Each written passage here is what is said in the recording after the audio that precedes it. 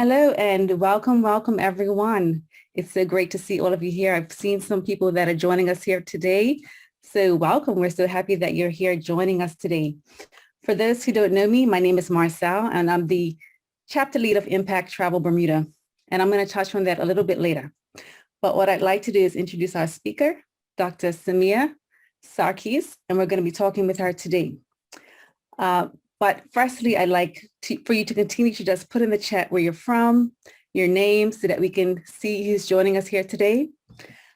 Also, if you can put in the chat your questions, because at the end of Dr. Sarkis' presentation, we're going to be taking questions and have a really great lively discussion about coral gardening in Bermuda.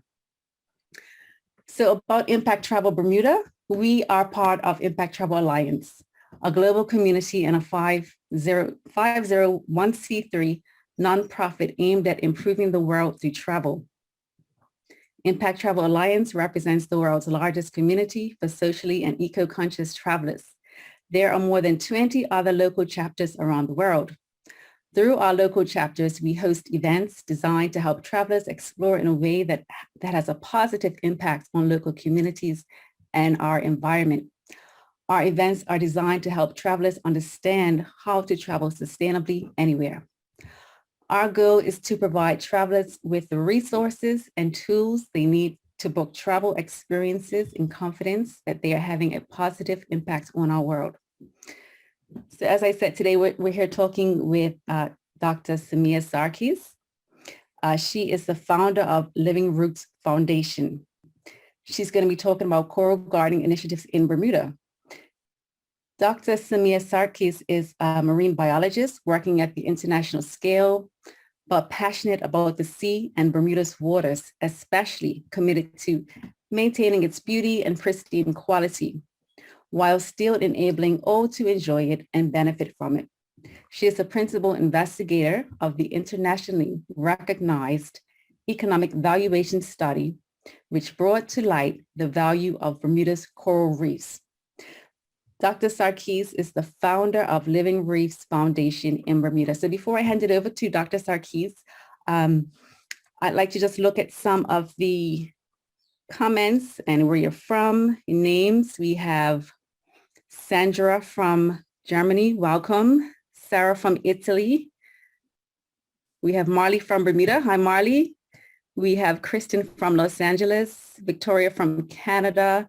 So thank you all so much for joining us here today. And as I said, you can use the chat section to put your questions, and we're going to be taking those at the end of the presentation. So I'd like to give a huge welcome to Dr. Sarkis and a huge thanks for being here today. We really appreciate you being here, and I'd like to pass it off. But before I do that, before I pass it off, I am informed that we're going to be doing a poll. So we'd like to know, we have two options for the poll.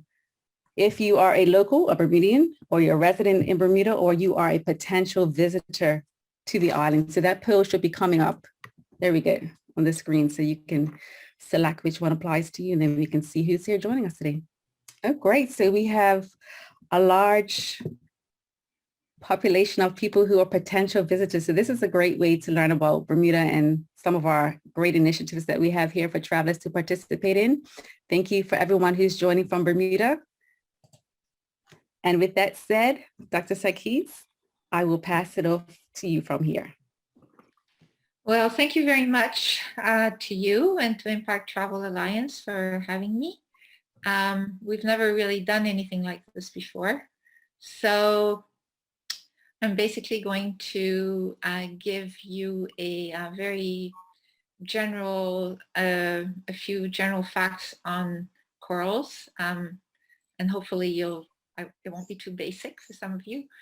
And the rest of the presentation will be really about what we do, and not so much just what we do, but more how visitors can be involved in what we do. So I'm going to share my screen.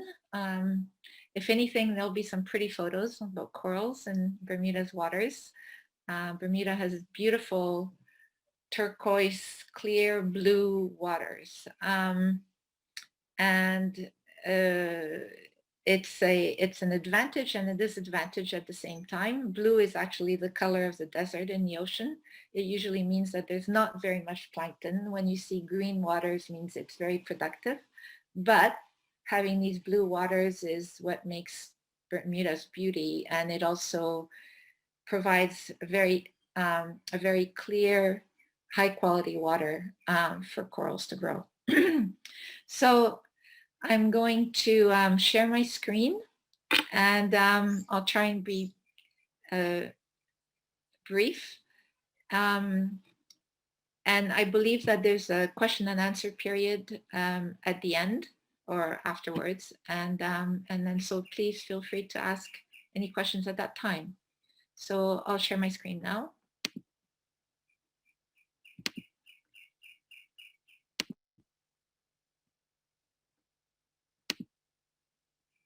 There we are. So Living Reefs Foundation is a Bermuda registered charity. And I'm the executive director. And I am a marine biologist, so I do try to focus mainly on the coral restoration research and development work, but I do have to do a lot of other things too.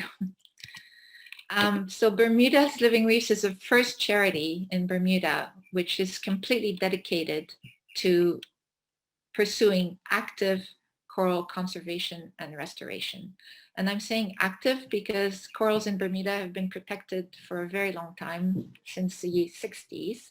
But that's what you could consider a more, passive type of conservation, because basically, people are banned from collecting coral, from, sort of doing any harm to coral. So what we wanted to do was actually act on some of the issues that we've come across in Bermuda. We've founded the Living Reefs in 2014, which was a while ago, but in actual fact, we started working full-time about 2 years ago. So first questions that we always ask are corals, animals, or plants? And I'd love to do a poll on that, but we won't. Corals are animals. They're actually extremely old animals. Like 400 million years ago, I think was the first time that it was the first record of a coral animal. And they basically evolved in these reef building forms 25 million years ago, which is still a very long time ago. So they're unique in that it's the largest structure on Earth of biological origin. And they've managed to do this huge structure despite an extremely slow growth. I mean, they are characterized by, they have to be one of the slowest growing animals in the world. They can grow anywhere from 0.3 centimeters a year. I don't even know if you can picture that. And the fastest growing is a whooping 10 centimeters a year. So you see that these reefs are built extremely slowly. And if you think about it, some of the well-developed reefs that we see actually reflect thousands of years of history. So it's very impressive. And these reefs are built basically by stony hard corals. You can divide corals into two major categories, the stony corals and the soft corals. So the stony corals are actually the reef builders, and they take different forms. You can see on the left-hand side of the screen, these are like branching corals, which many of you, especially if you're from the more southern latitudes, you'll recognize as being the staghorn. You have the staghorn and the elkhorn corals, which provide habitat to a lot of fish, to lobsters, everything else. On the right-hand side, you have this huge star coral, which is representing what we call the boulder corals, or the non-branching types. So those hard corals are the reef builders. And then you have the soft corals, which look like bushes, basically. On the left, you have an example of a sea rod. On the right, a sea fan. And so these are actually, even though they don't build the reefs, they're still very important because they harbor a lot of the fish. So corals, it's actually the only living structure that you can see from space. This is an image of the Great Barrier Reef of Australia. It's 2,300 kilometers of reefs. And so when you look at that reef, you look at that image from space, what you're really looking at is, if you go up to the right hand, is these minute polyps, which basically almost look like a little sea anemone, if you like, which each one is inside a skeleton shell, and they form together, or they fuse and integrate together to actually form these corals that we know. So corals are actually colonies of animals. And they're called the rainforests of the ocean. So because despite the fact that coral reefs actually occupy less than 1% of the ocean floor, they actually provide food and livelihood to 500 million people worldwide. They provide habitat for millions of species, including a fourth of the world's fish. And very importantly, they also provide a coastal barrier against storms, especially when you're looking at sort of islands like Bermuda, but even, continental US like Florida. So they offer a lot of what we call goods and services to people. Now, corals are affected by climate change in a lot of different ways. One of them, I'm not going to go through a whole climate change talk, but some of the ways here are very nicely summarized by NOAA. The first, and the one that we hear most about, is the warming of the oceans and the thermal stress that corals actually undergo with that, which, if it's extended for a long period of time, they will ultimately die from it. And there's been some massive events that have happened in the Caribbean because of that. Sea level rise is another issue. There's an increase in sedimentation. There's changes in storm patterns because of climate change. And strong storms will actually destroy coral reefs by basically dislodging massive corals. And you can see massive corals of 1 to 2 meter diameter, or 3 to 6 feet diameter, which are completely toppled over after a storm. And that happened actually quite recently in Bermuda. And because of changes in precipitation, you get increased runoffs of freshwater, sediments, pollutants that affect the coral reef. You get alterations in ocean currents, and you also have reduction in pH levels, which affect the actual limestone or calcium carbonate skeleton of the corals. So all of these impacts make coral reefs much more vulnerable globally. And if you look at this map of the Caribbean, or the wider Caribbean, we have Bermuda at the very top right corner here. The red indicates reefs at risk, and more than 75% of the reefs are at risk in the Atlantic Ocean. And Bermuda, despite its pristine and beautiful reefs, and despite being less vulnerable to some of these climate change effects that I've just mentioned than the southern islands, it is still considered at high risk. And it's considered at high risk because it is close to a very densely populated island. And then a lot of this risks that you see in the wider Caribbean is really attributed to heat stress. And that's also true for the reefs worldwide, where 50% of the reefs worldwide are actually subjected to heat stress because of climate change. And what exactly does heat stress do to corals? I'm sure you've all heard about bleaching. So really, corals are animals, but they have this little partnership with zooxanthellae, which are algae. So the coral polyps that you saw earlier actually have zooxanthellae or algae inside them. And they have this little mutual beneficial relationship where the corals offer protection and housing to the algae. They also provide nutrients to the algae through their waste. And in turn, the zooxanthellae or the algae photosynthesize and basically provide the basis of metabolism for corals. And they also provide them with the capacity to produce this calcium carbonate skeleton. So it's a very nice little partnership, and that's in a healthy coral. But when corals are subject to heat stress, what happens is, and we always say temperature, but it can also happen in low salinity or high sunlight.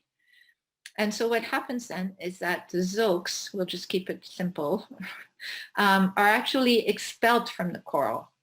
And the zooxanthellae is what gives the coral its color. So when you see brown corals, or in the Pacific, you'll see different type of corals, purple corals, etc. That's actually the color of the algae. So when the zooxanthellae are expelled, the coral is white. It doesn't mean that it's dead.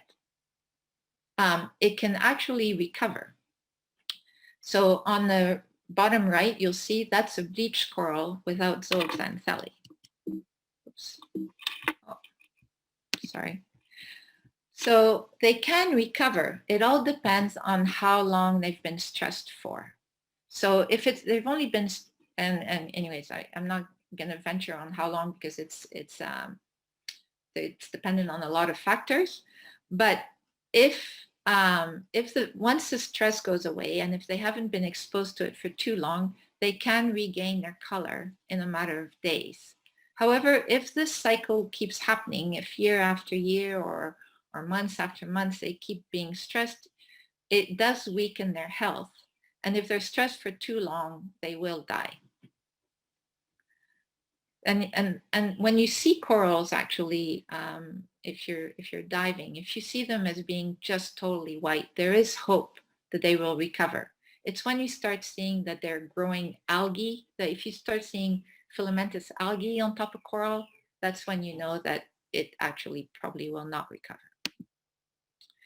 So if we look at threats which are more directly related to Bermuda, because we are much more further north than the rest of the Caribbean, as you could see from the map, we have much colder winter temperatures, which actually make the corals grow.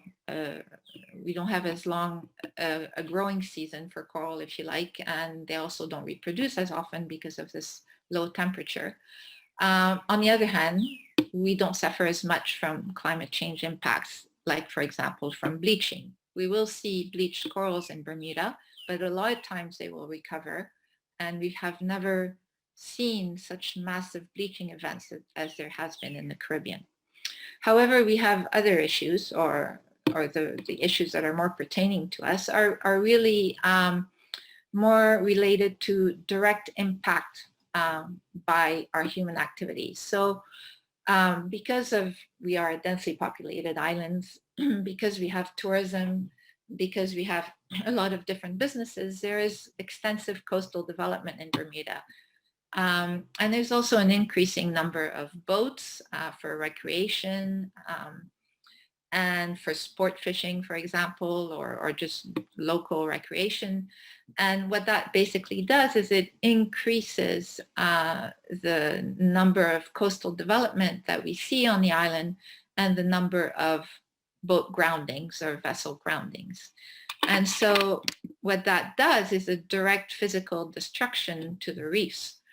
And if you look on the right-hand side, that photo was taken after a 70-foot boat basically got stuck and ran aground at two small patch reefs in Bermuda. And in the middle of, you can see how some of the corals are basically, they look decapitated. And you can see the piece of the propeller from that boat. And so those are really like, that's what I mean by a direct physical impact. You can't get much more direct than that. I mean, and it's, you know, again, nobody wants to run aground. It's not like people do it on purpose, but these things happen. And also you can get chemical contamination from the anti-fouling paints that will be more of a, you know, that will be more of a slow, longer term type of impact, because it can potentially affect the reproduction of corals. So Living Reefs, we decided, okay, like, so climate change, that's a big issue.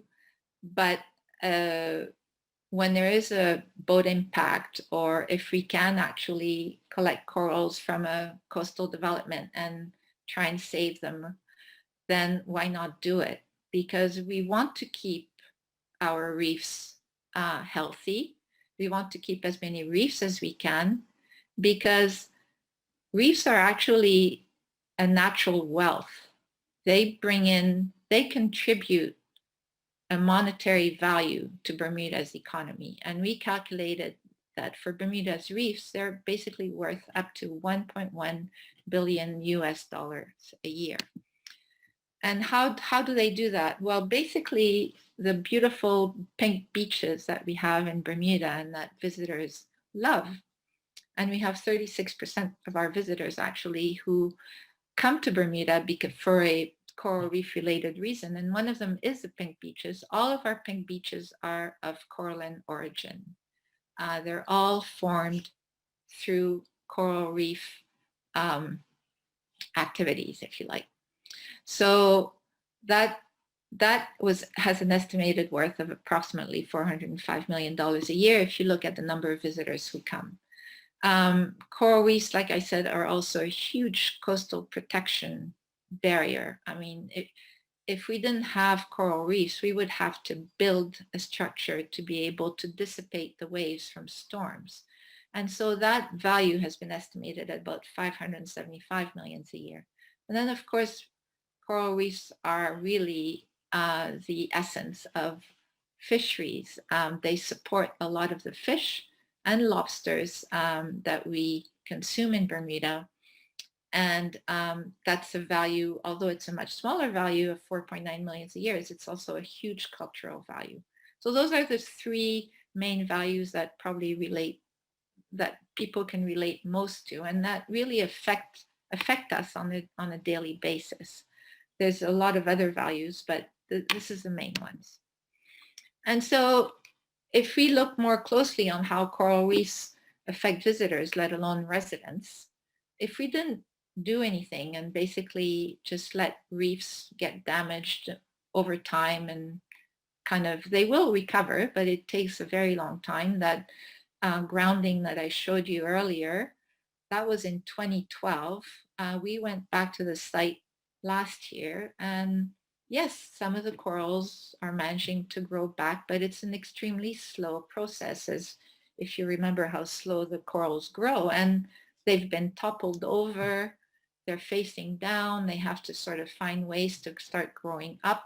It all takes a long time. So I would say that after almost 10 years of grounding, there's been very little regrowth on that reef. So if we didn't do anything, basically we would slowly lose that marine asset in tourism. We would see more damaged reefs, more damaged corals. They wouldn't be as beautiful. And in all honesty, during our study, 19% of the tourists actually surveyed said that they wouldn't come back to Bermuda if it wasn't as pristine as they knew it, which is a huge loss to the economy, as you can imagine. So the other thing that we would see is increased flooding. You would get a much greater flood zone in Bermuda. The reefs were estimated to actually protect flood damage by 27%. Like, it would give a 27% higher chance of flooding if we didn't have the reefs. And also we would have a lot less local fish, because basically 42% of the locally caught fish that we consume spend at least part of their life in coral reefs. So those are like real impacts that we would see if our reefs progressively got worse and worse, and if we didn't do anything about trying to protect them. And in the meantime, there's lots of little ways that people can protect coral reefs. One of them, if you'll see at the bottom, is to practice safe boating. That is definitely one of the main ways for people who have vessels. And also as a snorkeler, just always remember that you really shouldn't touch a reef because you're really touching an animal that's not very well protected, and that can basically die if there's too much pressure applied to it. So that's what people can do. Now, what do we do in order to actually try and act on these groundings and damages that we see? So Living Reefs is trying to restore reefs sustainably. And the first way to actually restore reefs sustainably is to be able to grow your own corals, which is really not an easy thing at all. And I'm not the only one who says it. I think it's a global challenge. But we're very lucky in that we have a land-based hatchery at Coney Island. This is like an aerial view of Coney Island, which is on the east end of Bermuda. On the left is a little photo of a homegrown coral. And that coral is probably around 4 years old. So you see, takes a little time. So what do? We actually try to apply new ideas in research and in our restoration project. So the first thing that we do, if you go from left to right, is we actually collect some parent colonies and they release larvae. If you look in the middle here, you'll see these polyps that I just mentioned have basically each one of these little round circles. Actually, can you see my cursor? Okay, great. So each one of these small circles is approximately a 1 millimeter diameter. These polyps that you see are 15 days old. And as you can see here, these actually started fusing together. And that's the beginning of a coral colony. If you look here on the left-hand side, and I'll just go around the cursor, it's very hard to see, but you have here like a small little colony or a number of polyps that fused. This is approximately at 1 year old in Bermuda. I mean, it grows faster in the Caribbean. And these ones are approximately 2 years old. So this is what we do, is we basically grow them in the land-based hatchery until such time that they're big enough that we can transfer out to the ocean. And in order to try and accelerate this growth rate, we're applying different technologies and hoping that we can accelerate this growth rate at least threefold if all works according to plan. So in this hatchery, we do mainly research, and we also do education because we have a lot of university students who actually intern with us in the summer. And this student is monitoring the polyps and seeing their growth during the summer under the microscope. And this is what she's really seeing right here. So this whole thing here is a fusion of polyps, which is starting to do this little colony. And we're very happy to see that they're fluorescing green because that's actually, it is said to be an indication of good health. So when we see green fluorescence, we're happy. When we see red, we start to get worried. But it is very cool to see. We all get excited about that. So that's our component of research and education. And why do we grow corals? Because a lot of the restoration programs around the world globally rely more on what we call a fragmentation technique. And they can actually do that because a lot of these restoration programs actually focus on the branching coral that I had mentioned to you earlier, or the staghorn and elkhorn. If you're from the Florida Keys, you'll know what those are. So a lot of them focus on those species because they grow fast, and also you can easily grow them by breaking them off. So you fragment them, and as you a bit like a plant or a tree, and as you fragment them, each fragment is going to grow quite quickly into a new coral colony. This is a lot harder to do with boulder coral species. And so which is why we're focusing on reproducing them and collecting the larvae. And it's also more sustainable to do it that way, because by fragmenting, you have to make sure that you're not just cloning your species all the time, because you're basically breaking off always from the same parent colonies. And there's different programs that actually make sure that they don't clone. There's also programs now, basically increasingly people are using a hatchery or reproducing corals from the eggs or from the larvae, so that you make sure that you maintain that genetic diversity. So we also fragment, because you have to find different ways of finding corals. And so as you can see here on this side, what we do is we collect what we call rescue corals. So for example, you'll see a lot of small corals like here that actually end up growing on debris. So instead of letting it grow on there and roll around under the sun, we actually pick them up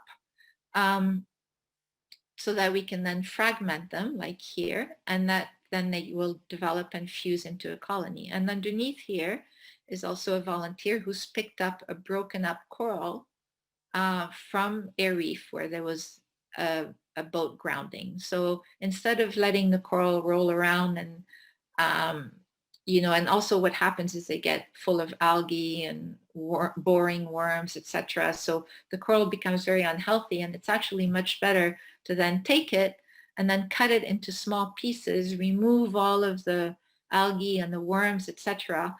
And it's been found by scientists that when you do cut coral in small pieces like this, it actually gives it a boost to grow. It's almost like, hey, you've cut off all the bad bits, and then it just wants to grow. And when you actually put fragments like this close to each other, they will actually start to grow down and grow on the tile like this, and fuse with the other coral, so that eventually that whole tile will become one coral colony. And when you put them close together like that, they actually do grow faster than if you have individual fragments, each one on their own tile. So this is one way of doing it. So once we have these corals on these tiles or fragments, or we have young juveniles that are old enough, we take them and plant them. So right now what we're doing is we are working with Rosewood Tucker's Point Hotel, which is in Castle Harbor in Bermuda. This is the area here where we have our coral gardens. It's a very small area. It's also very safe, very shallow, and easy access. So it's easy for anybody to come and see what we're doing, which was the point. The other point is that Castle Harbor suffered back in the 50s when they built the first airport, because of this reclaiming of land and huge coastal development. The reefs of Castle Harbor suffered enormously, and they really haven't recovered yet. So this kind of is a twofold benefit, where we can have an area which is easy access for people to come and see, visit, and understand what's going on and contribute. And at the same time, we are doing it in an area that really needs some TLC. So this is, for example, this is one of the visitors or the guest bungalows or houses in at the resort. And as you can see right underneath it, we have what we call these coral gardens, which are these pyramid-shaped frames on which we have secured these fragment tiles that you've just seen. And so our Bermuda Coral Garden Initiative is really our signature project for Living Reefs. And we plant these corals here until such time, because when they're big enough, growing out in the field is actually faster than growing in the hatchery. In the hatchery, you have to feed them. It's much more complicated. So once they're big enough and that the fish aren't going to be grazing on them to the point of eating the whole thing, then we put them out so that they grow some more. And you can see here, for example, this tile. Initially, we had these two corals right here, and then they fused so that now they're encompassing that. And they're actually touching this other one too, and this other one. So then what happens is you have a bigger colony that you can cement or epoxy on the actual reef base, which is what we did here. So that's the ultimate goal. Now, so we restore and we educate, and we have a lot of students right here who basically helped us collect some parent colonies. Here you can see a massive brain coral right here too. We have volunteers who help us basically clean the corals, because when we put them out like this, you know, it's not like we leave them to their own devices. We have to make sure that they remain free of algae, that there's not too much sedimentation. We monitor them, we take pictures, we determine the growth, and all that requires quite a bit of time. So we do have quite a few volunteers who help us. And then we also have people like you, visitors, who actually come and literally help us make our little mini gardens, or these little tiles like this, and then they'll take them and plant them with us. So we have activities for locals and visitors, 3 different types of activities. These are land-based coral garden workshops, and basically they're geared towards more like children around 8 to 14, although I have to say all of the parents usually end up staying just to listen in. It lasts about an hour and a half, 2 hours. And the children basically name their little garden. These guys called it Reef Ambitions. They had high hopes. And then they learn how to treat the coral. If the coral is sick, you give them a little dip of medicine. They also feed the coral like they do here. Corals eat sort of small brine shrimp, and they end up feeding them. So they learn, you know, a lot about the corals, and they actually literally do help us, because these mini gardens that are named will actually go out to the coral gardens in Castle Harbor and become part of the whole restoration program. So we do these workshops approximately once a week during the summer, and people sign up and come.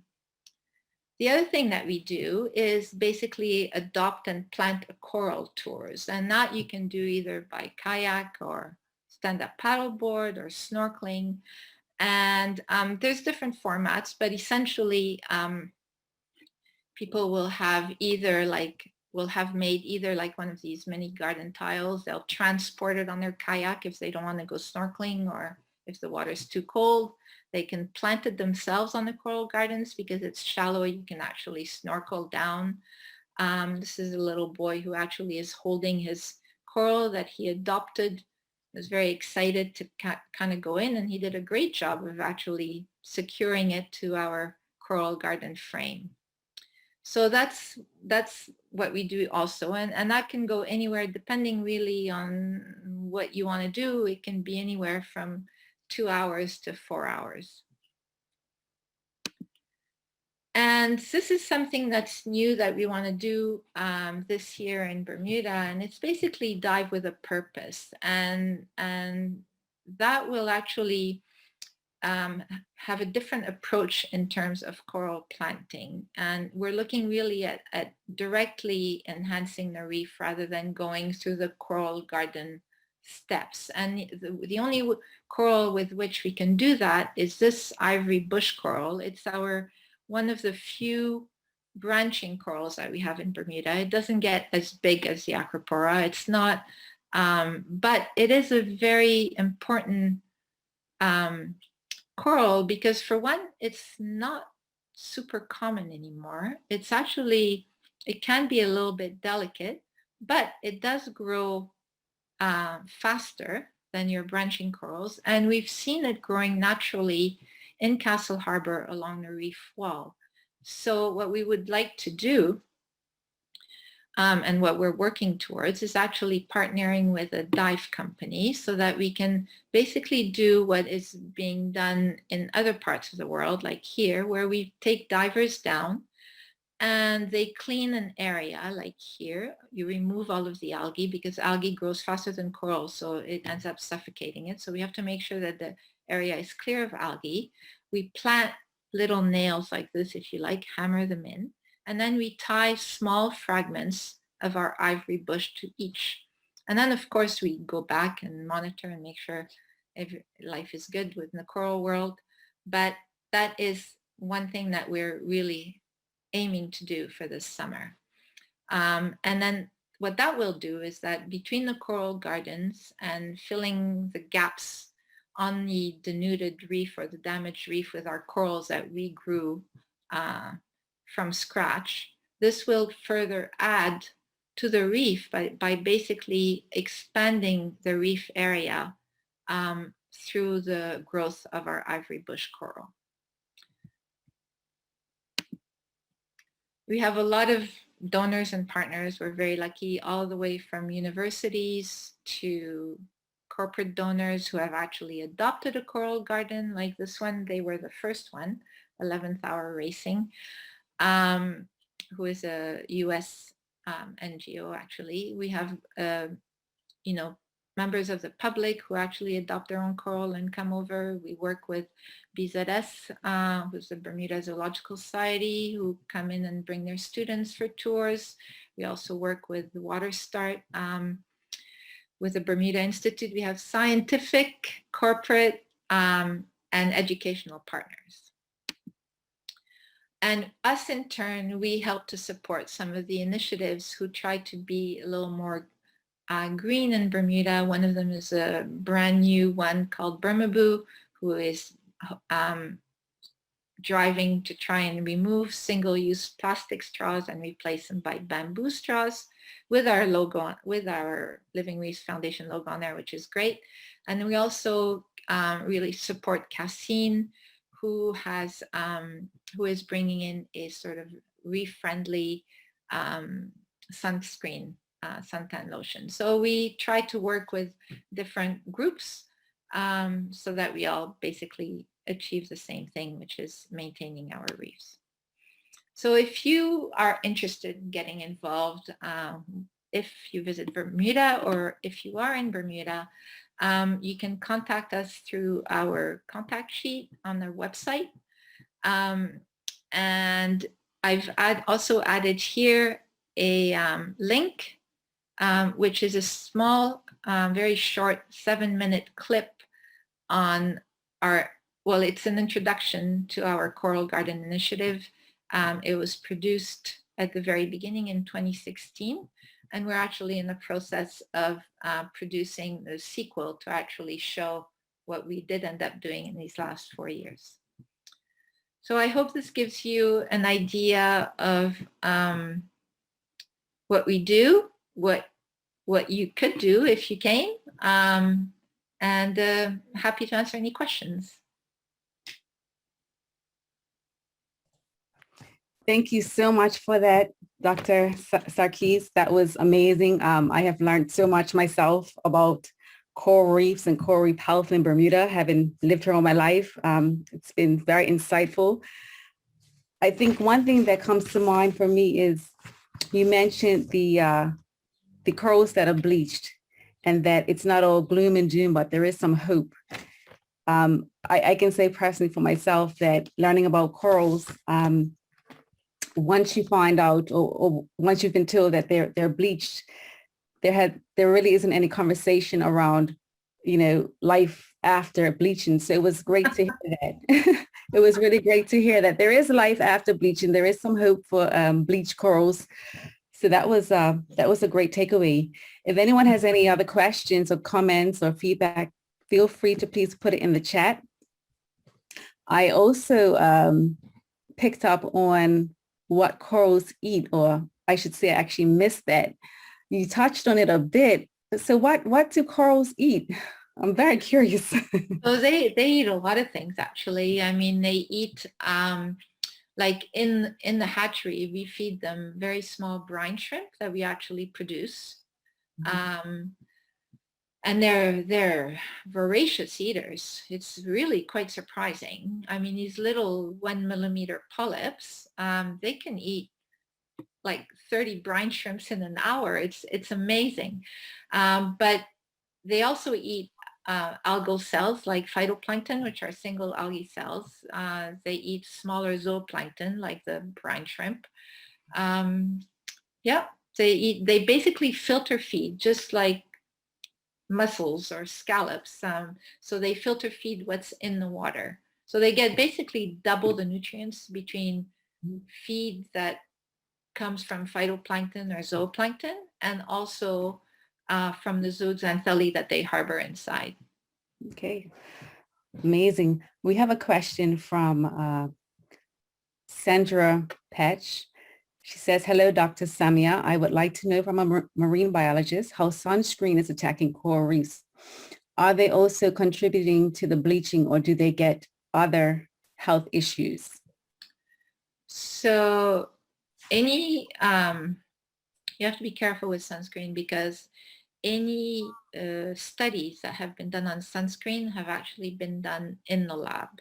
So the level to which sunscreen affects corals on a natural reef is uncertain. However, it's a very good precautionary measure to utilize sunscreen that doesn't have, there's a certain number of chemicals or types of chemicals that most of the sunscreens are composed of. And there's a long list that actually can affect corals. So I don't know them all, and I'm not going to try and tell you all of them. But the way that I think actually we had a list that was on our Facebook page at one point. But the way that they actually affect corals is not so much in the bleaching, but more in affecting the earlier life stages, like the larval stages, or affecting their reproduction. That's how they affect them, either by affecting reproduction, or they are actually toxic to the very young stages so that they end up dying. But again, that's only ever been shown in experimental studies in the lab. Okay. A few questions from Marley, Dive Bermuda.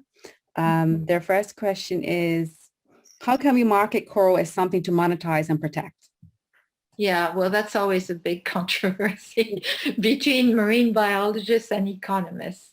Are you saying how can we come up with a monetary value? Is that your question? I think that's what they're asking. Okay.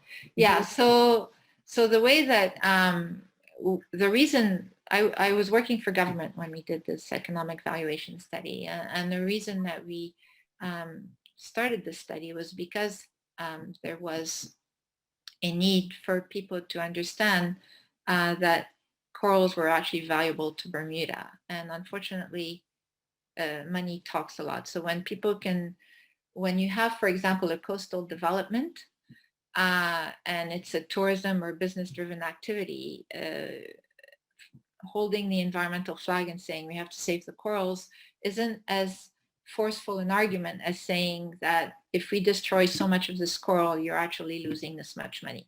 So that was kind of the idea behind doing this economic valuation study. Mm-hmm. Now, the way that we did it, and I have to tell you that the numbers I gave you are very much an underestimate, because we did it by relying strictly on facts. So for example, if you're looking at valuing the fishery, it's quite easy. That's probably the easiest thing, is because you look at the market value of the fish, you look at what fish are being caught, and you look at whether these fish are dependent on the coral reef. So that's how you assess the fishery's contribution, monetary contribution of corals. When you look at tourism, we actually did surveys on cruise ship passengers and tourism and air passengers, 400 tourists of each, to actually see what activities they did when they came to Bermuda. So we had a long list, including shopping, playing golf, you name it. And among there was like snorkeling, diving, going to the beach, etc. And from this, we actually extrapolated anything that was related to corals. And that's how we came up with that value. So on and on it goes. I mean, for the coastal protection, we actually took insurance claims following a Category 4 hurricanes and all of the damage that was caused by flooding, which would be because of the storm surge, etc. And we also looked at models that were done and found basically there's an estimated 85% wave dissipation by corals to the shoreline of Bermuda, especially on the South Shore, which is quite impressive. So that's how we calculated those types of values. Okay. They have another question. We have seen black rings on coral. They're asking whether they can remove them themselves, or what would you recommend? You mean the black band disease? So where you see like a line of black alongside the coral? Like, I'm guessing that's what you're talking about. Yeah, they're saying black rings. Yeah. Yeah, no, that's a disease, and no, you can't remove it. I mean, we do get diseases in Bermuda. It's not that we don't. We get, and same with bleaching, we do get bleaching, but we just don't get it to the extent that it's a huge concern. But no, don't touch the coral. We just leave it alone. There's one last question. There's a question about the need to augment coral growth. They don't know that there's an answer to this, but as you go, you're going to be changing the balance of the reef itself towards more faster growing corals, long-term impacts. That's what's happening worldwide with the restoration of acropora, you know, the staghorn, the elkhorn, all those branching corals. That's why there's more and more work by scientists everywhere to try and understand and develop techniques to actually culture other species of corals. I think coral reef scientists are very conscious of the fact that we have to maintain a diversity. But in some parts of the world, unfortunately, their coral damage is so high that they do want to focus on putting something there as fast growing as possible but simultaneously, everyone is actually working on growing other types of corals. So ultimately, what we want is to be able to grow various species and be able to really, you know, enhance a reef and preserve its biodiversity as much as possible. I don't see any other questions, but if there are other questions, you know, you can email or contact us and we'll get this to Dr. Samia. So I would like to say a big thank you, Dr. Samia, today for coming to us and sharing about coral gardening and coral reef health in general. As I said, it's been very insightful, and I've learned quite a lot today, as I'm sure most of the attendees have as well. So I'd just like to talk about our next event. It's going to be on the 19th of May, and it is called Airline Emissions and Their Impact on Climate Change. That's on the 19th of May. So as an event attendee, you'll be registered for our newsletter to stay up to date on our future events. Our newsletter also includes roundups and resources for traveling more mindfully, like blog posts with tips and best practices. If you're interested in joining the Impact Travel Bermuda team, we are always looking for volunteers and people to join us in advancing sustainable travel in Bermuda. There will be a link to an application form to volunteer in our post-event email. So thank you all again. Thank you, Dr. Samia, for coming today and joining us. And we hope to see you at our next event on May the 19th. So thank you so much. Very much for having me.